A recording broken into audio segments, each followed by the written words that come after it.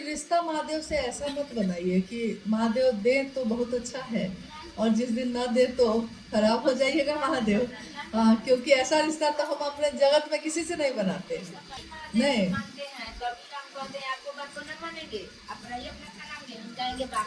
हाँ छोड़ देते हैं। ये देखिए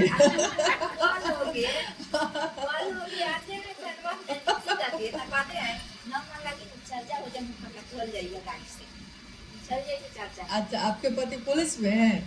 जी दरोगा है। जब सैया भाई कोतवाल तो डर काहेगा।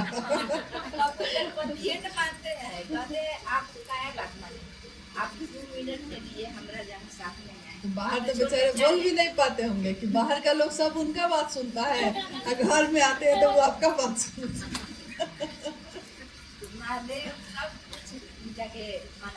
जो आपके पहुंच में जो चीज आ जाए उसको पहले पकड़ लेना ज्यादा अच्छा है। अच्छा है, बहुत अच्छा है। हाँ, कानून की पढ़ाई इस घर में साहब की और उनका आशीर्वाद है, उनका प्रेम है कि चलिए गौरी भी लॉ की पढ़ाई कर ले, कानून की पढ़ाई करना शुरू करेंगी। अब खुशी की बात है।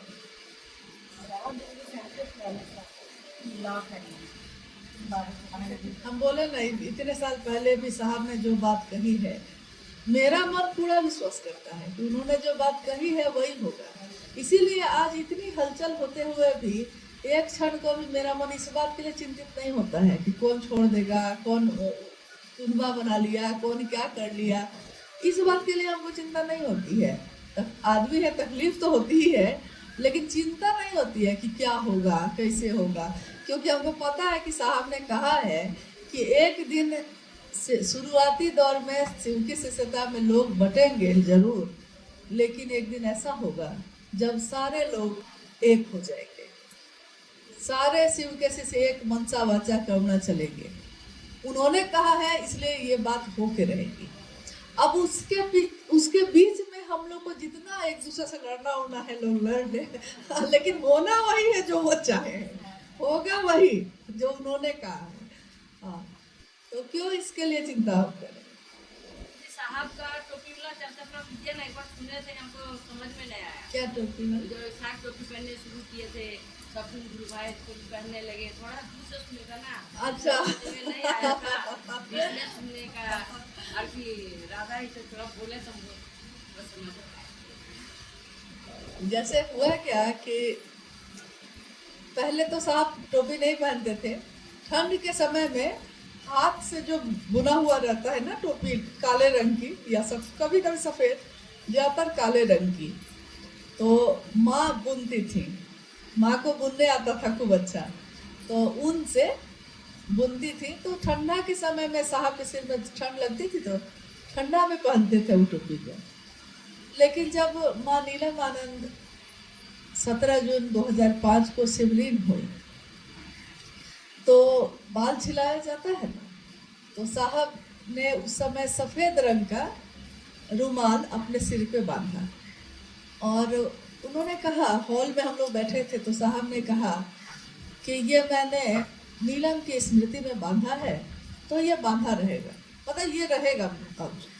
लेकिन हुआ क्या कि कुछ समय के बाद अब कार्यक्रम में जब भी हम लोग जाते थे साहब के साथ, तो रास्ते में साहब जैसे आ रहे हैं, कार्यक्रम होना है, महोत्सव होना है, तो रास्ते में लोग रिसीव करने आते हैं ना, तो 50 मोटरसाइकिल पे 100 गाड़ी, 10, 20, 100, 50 जितना भी गाड़ी है, सारे के सारे लोग माथा पे सफ़ेद रंग का बांधे हुए हैं।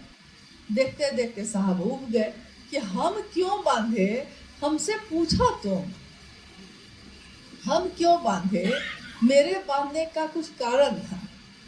तो देखा देखी साहब बांध रहे हैं तो हम भी बांधेंगे, तो देखा देखी सबने सफ़ेद रंग का रुमाल बांधना शुरू किया। फिर बाद में उसके बाद साहब ने कहा कि अब मैं रुमाल बांधूंगा ही नहीं, मैं छोड़ूंगा तो छोड़ेंगे लोग कि नहीं। तो उन्होंने काले रंग की टोपी, हाँ, कपड़े से सिलवाई गई, तो साहब ने कहा ये ठीक लग रहा है मुझे, तो मुझको ये पसंद है, अब से मैं यही पहनूंगा।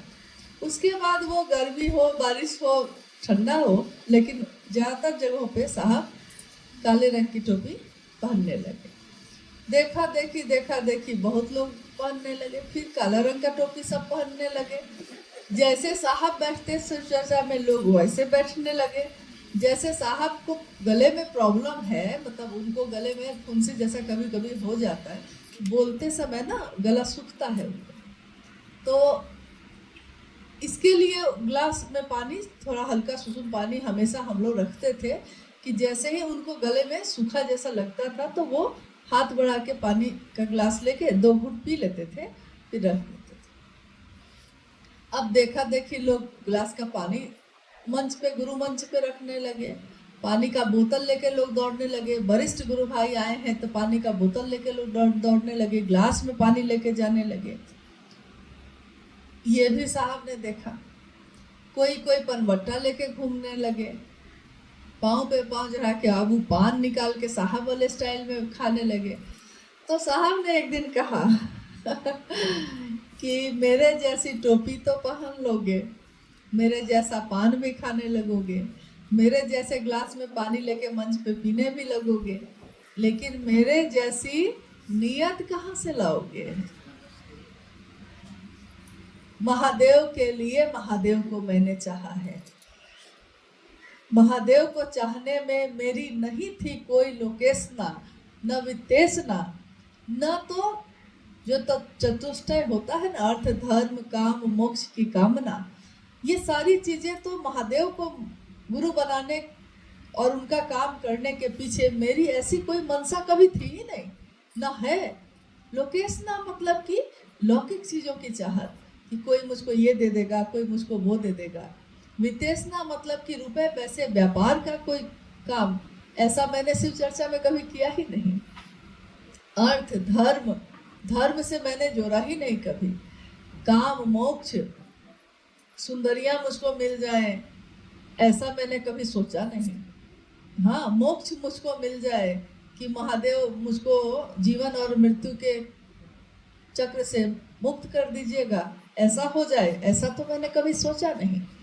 तो महादेव के लिए, मेरे महादेव का डंका हर हृदय में बजे, ये मंदिर में जो घंटियां बज रही हैं उसकी मधुर ध्वनि हर व्यक्ति के जीवन में घुले, ये मैंने चाहा है। तो मेरे जैसे नियत कहाँ से लाओगे? यही उन्होंने कहा उस दिन। हाँ, यही बात कही। तो हमेशा हम लोग यही कामना करते हैं कि साहब आपके जैसा पता नहीं बन पाएगा कोई कि नहीं बन पाएगा, लेकिन आपने ये चाहा है कि एक हरिंद्रानंद नहीं, लाखों हरिंद्रानंद बने, मतलब शिव के लिए शिव को चाहने वाले लोग बने, और इस चाहत में उनकी कोई लोकेशना विदेशना नहीं हो, कोई कामना नहीं हो, निष्काम भाव से कोई माने। तो ये बहुत बड़ी बात उन्होंने चाही है, और जो उन्होंने चाहा है वो हो के रहा है। अगर ऐसा नहीं होता, लाखों ऐसे गुरु भाई गुरु बहन जो आज महादेव के काम में चल रहे हैं, अगर वो सही मनसा से नहीं चलते रहते तो शिव शिष्यता इतनी तेज गति से कभी भी आगे नहीं बढ़ सकती थी। बढ़ रही है, इसका अर्थ है कि लाखों लोग इस काम को निष्काम भाव से कर रहे हैं। अब उसमें इक्के दुक्के लोग अपवाद है, किसी के लिए ये व्यापार है, किसी के लिए ये पेशा है, लेकिन लाखों लोगों के लिए ये जीवन है, जीवन को जीने की कला है, आधार है ये शिव की शिष्यता। तो हम वैसे लोगों को देखें या वैसे एक दो लोगों को देखें जिनके लिए इन चीज़ों का कोई मोल नहीं है, जिसके लिए शिव से खिलौना है, उन लोगों की तरफ हम क्यों देखें? हम उसकी तरफ देखें जिसके लिए शिव शिष्यता उनका परिवार है, शिव के शिष्य उनका परिवार है। कौन है? तो साहब और माँ नीलमणि। साहब और माँ के जीवन में परिवार के नाम पे सिर्फ अपने 4 परिवार या रिश्ते नाते नहीं थे, उनके लिए शिव शिष्यों का परिवार ही उनका अपना परिवार रहा है। तो हम लोग उनको देखें, उन्होंने क्या कैसा परिवार बनाया, उनके बगिया के फूल कैसे खिले हैं।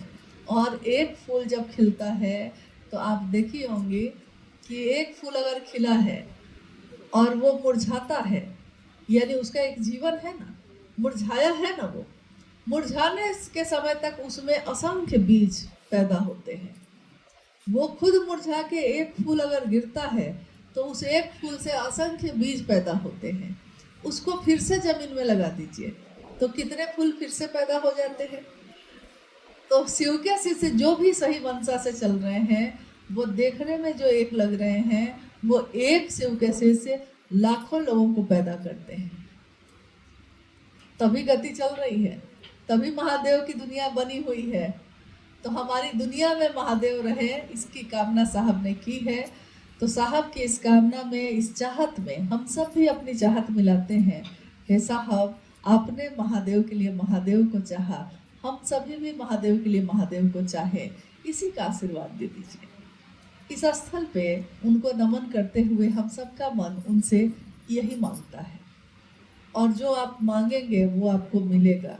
जो संसार को आप दीजिएगा वही संसार आपको वापस करेगा। साहब ने संसार में शिव को दिया, आज लोग उन्हीं को शिव की तरह मानते हैं।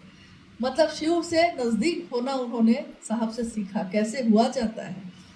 तो आज जो उन्होंने दिया वो उससे दुगुना पाए। तो हम आप भी जो समाज को देंगे वही आप पाइएगा। तो महादेव दीजिए, महादेव लीजिए। महादेव लेकर आए हैं तो ठीक है, नहीं लेके आए हैं तो महादेव को लेकर जाइए।